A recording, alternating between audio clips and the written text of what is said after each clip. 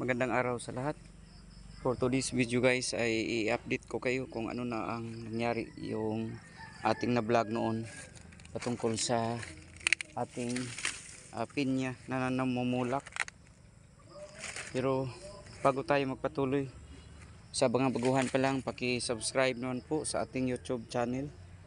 Sana'y matulungan nyo ako na madagdagan tayo dito sa ating YouTube na ito.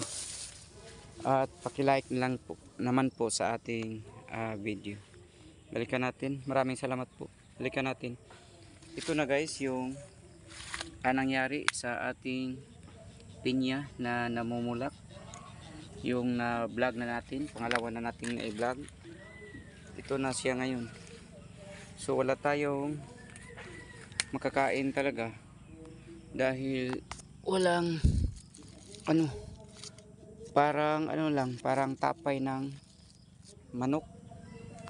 So hindi mapakinabangan. Malaki sana ito. Ayan. Pero wala tayong makakain. So ito na talaga ang nangyari sa kanya. Hindi mapakinabangan. So ito ang yung na-vlog na natin. Pangatlo na itong vlog natin.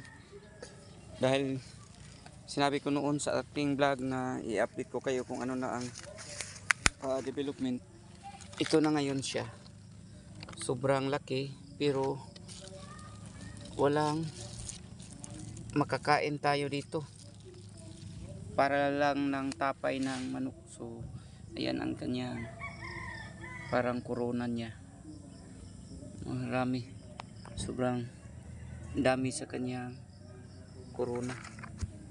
Ayan.